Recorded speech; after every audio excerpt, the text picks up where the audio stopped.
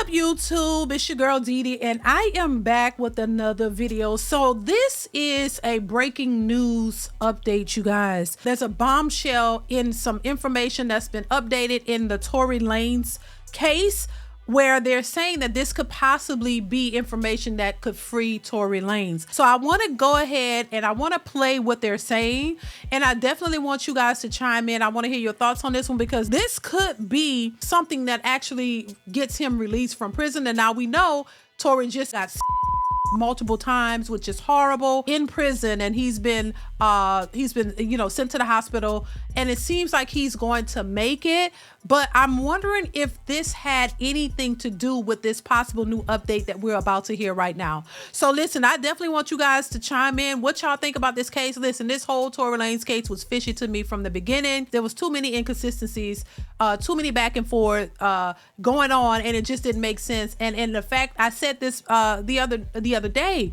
why is he in jail for 10 years? There are people who deleted people who get less time. And I'm just like, was this a setup? I don't know. Y'all chime in, let me know. I'm gonna go ahead and play what they're about to say. I want to hear the information. Y'all let me know what y'all think. Let's get into it. Here we go. Hey everybody.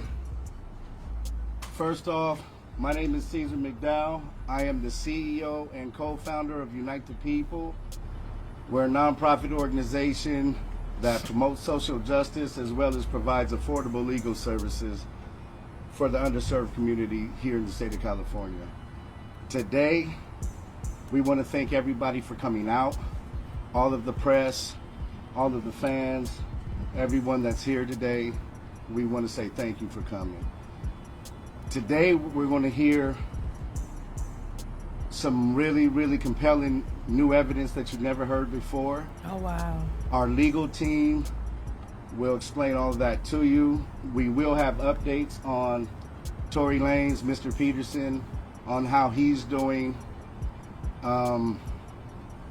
It's really sad to see the situation that he's in. Right.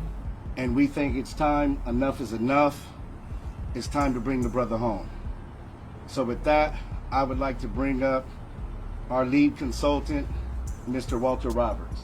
Now, before they bring up Walter Roberts, I just want to say it is sad that this happened to him. This man could have lost his life. I definitely want to hear how he's doing, because, you know, this is unfortunate. And it really makes you wonder if this was something put in place to try to shut him down and stop this information from coming out. It would have been a sad situation for this man to have died in prison for something he didn't do. Baby, let's get into it. Here we go. Let's continue. Good morning. We are here today to bring to your attention some information Unite the People believes is exculpatory in Mr. Daystar Peterson's case, professionally known as Tory Lanez. Recently, we've been made aware that a member of the media, Mr. Giano Caldwell, was working on an op-ed for the New York Post regarding Mr. Peterson's innocence. During his work on that op-ed, he became aware of some information in Unite the People's possession regarding a statement that was given to Unite the People by someone with information relevant to that case. The New York Post recently reached out to the prior district attorney, George Gasone, Megan Pete and her representatives, and Kelsey Harris and her representatives. The only party that responded last week was Megan Pete's representatives with a request for more information. A few days later, Mr. Peterson's brutally attacked in his jail cell. Unite the People represents Daystar Peterson in his appellate process. We filed an appellate brief and a writ of habeas corpus on his behalf. The district attorney's office has already responded. The case is fully briefed. We're just waiting for the appellate court's decision. We were willing to wait for the appellate process to play out, but given that brutal, unprovoked attack, we felt it necessary to come here today to provide you with this information. It is our intention to make a request to the governor to either pardon or commute the sentence of Mr. Peterson, so that when he recovers from this attack, he's not returned to a jail cell, but that he's allowed to go home and recover. Now, this is interesting, because that's the same thing that I was saying, that, you know, once he recovers, certainly they wouldn't put him back in population or where he's around other inmates, because that could be dangerous, seen as somebody is out to get him, even in prison. So, I was wondering about that myself. Like, what are they going to do? Man, let's just get into it, because I don't know what, this is very interesting. I don't know what they're going to say, what evidence, the new evidence they have, but Lord have mercy. If this man did not do this, this is sad that this is happening to him. Let's continue. Not long ago, Unite the People was approached by a gentleman named Bradley James. Mr. James informed us he was working as the bodyguard and driver for Miss Kelsey Harris during Mr. Peterson's trial. The bodyguard, right. As such, he was in close proximity and he had privy to conversations she was having with her husband and others. Mr. James informed us he was not under a non-disclosure agreement or a confidentiality agreement and was free to speak with Unite the People. Okay. And that he was doing it because his conscience would not let him not speak and leave a man in prison for something he did not do. Mr. James informed Unite the People that he was witness to the conversation Miss Harris had, where she stated she had the gun, she fired it 3 times, Mr. Peterson grabbed her arm and knocked it down, and the gun fired 2 more times. Oh, wow. In essence, Mr. Peterson never shot anybody, never even touched that gun, never fired the gun. This statement aligns with the statement of the only non-party witness to the case, Mr. Sean Kelly, who at trial testified he saw 2 women fighting, 2 men break up the fight, 1 man grabbed the other one's arm. Gunshots came from the passenger side. Passenger side is where Miss Harris was sitting. This further iterates This is crazy. that Mr. Peterson did not shoot Miss Pete, did not shoot at Miss Pete, or did not assault Miss Pete. It's just another irregularity in a list of irregularities in this case. For example, there were 3 potential suspects in the car that night, and yet the only DNA sample was taken of Mr. Peterson, even though unknown DNA was found on the gun. Why wasn't Miss Harris's DNA taken? Or was it taken and the information simply never given to the defense? This is some I'm just saying, Lord.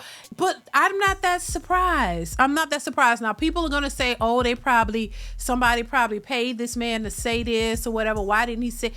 But there were people saying things that it's consistent to this. There was somebody who said they saw exactly what he just stated, which is more in line with what they're saying. And then they covered it up and switched it up and, oh, now this man is in jail. Now somebody done tried to take his life. Like I said, from the beginning, the evidence was not consistent. From the back and forth, oh, it was shards of glass that cut you. Then somebody shot, and he did it, and then the other girl pleading the 5th, and Kelsey pleading the 5th, and all of this. I'm just like, this is crazy. This is crazy. Lord, have mercy. Let's continue, y'all. Why wasn't the driver of the car, Mr. Jaquan Smith's DNA taken? Or was it taken, and again, simply not given to the defense? We don't know. It should have been taken. It is Unite the People's understanding, regular LAPD practice at a crime scene like that, anybody who's there, the DNA is taken. Of everybody, right. Another irregularity. Why, at Miss Harris's police interview, was a non-lawyer, non-family member record company executive allowed to participate? Highly irregular situation. Normally, we see cases, strangers are not allowed in these things, right. But it was in this case. Wow. All of these things point to the highly irregular nature of his trial and his conviction. It is our contention that he was wrongly convicted. And while we at first were willing to let the process play out, it is our contention now that if he is not pardoned or released promptly, he may never come out. And that would be the ultimate injustice, is that he gets in prison for something he did not do. Yeah, that would be unfortunate. That would definitely be unfortunate. I don't think anybody would want to see their loved ones in this position. If he didn't do the crime, he shouldn't be doing the time. And a lot of people watching public scrutiny were just sure he did it, and everybody should believe her, believe all women, and didn't look at the evidence in the case and how sketchy it was, and how there was nothing purely pointing to him, and it's just like, what is going on? You know, this is crazy. But now the fact that somebody tried to there was an attempt on this man's life, they need to protect him, because this should not be happening. This should not be happening, which makes you believe that there's something more sinister at play here. Child, Lord, let's continue though. At this time, I'd like to bring up Mr. Giano Caldwell, a media member who was working on that op-ed for the New York Post. Thank you. Oh wow! So this is the person who Thank you, who Walter. Good morning. Lord. Thank you for coming today. My name is Giano Caldwell. That is spelled Gianno, Caldwell, Caldwell. I am the founder of the Caldwell Institute for Public Safety at caldwellinstitute.org. I am also a member of the press for almost a decade now. I've been looking into Daystar Peterson's case for almost 6 months now, professionally known as Tory Lanez. And after reviewing the evidence, the reporting, and the legal analysis, I've come to the conclusion that Tory Lanez was railroaded by the former district attorney, George Gasone. He was also wrongly convicted. I believe if Jesus Christ was Tory Lanez's attorney, George Gasone would do whatever in his power to ensure that Tory Lanez lost that case. Tory Lanez's defense team have alleged the withholding of exculpatory evidence, prosecutorial misconduct, among other issues that I was compelled to write an opinion piece for the New York Post. It is true that last week, the New York Post editors reached out to 3 parties, one being George Gasone, Megan Pete's team, and Kelsey Harris. It is also true that Megan's team was the only ones that responded back for that request for comment.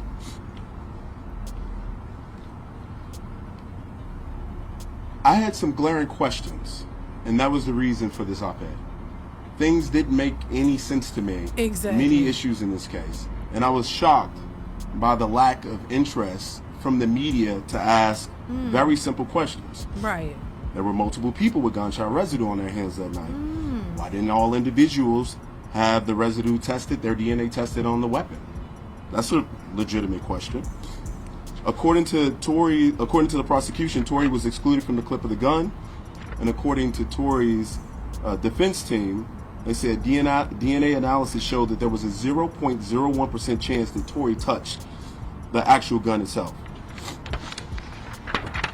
Another piece that stood out to me, the call that the prosecution alleged Tory made confessing to a crime. I listened to that call. I'm sure many of you have as well. I didn't hear a confession. But what really shocked me about it is, if my best friend was shot maliciously by someone just 2 to 3 hours before, I wouldn't have answered the call, or if I did, I wouldn't calmly have a conversation with the individual of it. And certainly I would ask, why did you shoot my friend? Right. And more importantly, I would never have given you my current location out of fear of you finishing the job. That was something that stood out to me. I also, in my op-ed, discussed Kelsey Harris pleading the Fifth Amendment. Right. She wasn't accused of anything Right. by Megan Pete Exactly. or the police, and to my knowledge, she wasn't under any investigation. So why plead the Fifth? What also shocked me is the prosecution gave her immunity. For Yeah. What did she do? Is there an allegation of her? That was shocking to me too. None of that made sense. Why is she pleading the Fifth? Usually when people do that, because they're guilty of something. That's why you do that, because you don't want to incriminate yourself, right? Also, why was she given immunity? Why? So that she, once the truth comes out, she won't be able to be charged for anything. This is insane. None of that made sense. And that's the questions that a lot of people had that didn't make sense. But hey, what could we can just gotta go on with what is being given. But that still to this day didn't make sense to the majority of people watching. I'm just saying that this just didn't seem right. But let's continue. Doing something? I'm not aware of that. Maybe some of you can answer that question today. During the time of trial, George Gasone, just to take you back to where we were at that particular point, he had just barely won a recall attempt. He lost support in many key demographics of voters. Crime was up in Los Angeles County. And this case would have been a silver bullet for him potentially winning. His policies obviously were bad and people were harmed. So that didn't happen, and thank God it didn't happen. At the heart of this injustice is the misuse of gun enhancement charges, a sentencing tool intended for the most dangerous and violent offenders. In Tory Lanez's case, these enhancements were not supported by evidence. But George Gasone, interestingly enough, who is someone who regularly would drop enhancements or not recommend them, chose to provide enhancements to Tory. And in his case, in any given situation, according to legal analysts I've spoken with, he would do 1 or 3 years if he did it without the enhancement. That's interesting. Why did George Gasone choose to pursue these enhancements? You know, there's cases I've been looking through which George Gasone has pursued, many in which he utilized these enhancements. A couple come to mind that I would like to reference here. One, Raymond Danger Gonzalez, a Mexican mafia gang member involved in a premeditated of 2 young men in 2017. Despite the brutality of the crime, Gasone didn't recommend enhancements. Oh, wow. You premeditated a teenager and another individual, And they brutal didn't crime. recommend Why it. would you recommend enhancements, but you Right. would recommend them for Tory? That doesn't make a lot of It sense. doesn't. He also didn't pursue sentencing enhancements for the senseless General Hospital actor Johnny Victor in Los Angeles in 2024. There's a lot of issues with this case. Many I think that the media should be pursuing Right. all angles of it. We should not allow there to be unanswered questions. We should pursue open questions without fear or favor to anyone. That includes Mr. Tory Lanez. When we imprison the innocent while violent offenders walk free, which is what George Gasone has often done, we undermine the very foundation of our legal system. Mr. Peterson was never given a fair trial, free from bias, political interference, and media-driven pressure. His continued incarceration erodes public trust and diverts focus from the real work of keeping our community safe. Further, while incarcerated, Mr. Peterson was recently in prison, as many of you know, a tragic incident that underscores the urgency of this situation Right. and the risk to his life while this case remains unaddressed. Governor Newsom, I respectfully urge you to issue a pardon for Daystar Peterson, known as Tory Lanez, in a full and impartial review of his case. California must not be a state where justice is driven by headlines instead of evidence. And in the case of George Gasone, that was often the case. So I encourage everyone here to go to caldwellinstitute.org, CALDWELL, Institute, INSTITUTE.org, and sign the petition. This petition asks for the governor to pardon Tory Lanez. Thank you. Listen, this is crazy, y'all. So, I stopped it there just to, get the scope of what was going on. So they're basically saying there's updated information. The driver then came out and said what he saw, and that Tory was not the one with the gun. He didn't even touch the gun, that, it wasn't him. And he's sitting in jail. And this is what most people were saying. That man did not do that. And the truth will come out. So here it is. And all we can do is just hope and pray that this man gets out of jail, that these charges are dropped, or whatever, pardon, whatever needs to be done. They mentioned the site where you can go and sign the petition to have him pardoned. This is crazy. And like I said, on top of this, somebody done tried to take his life for a reason. This is unfortunate, but listen, I want to hear y'all thoughts on it. I want to hear what y'all think of this case. Are you familiar with the case? Have you followed it? They're basically telling you the evidence doesn't show that Tory did it. He didn't even touch the gun, child.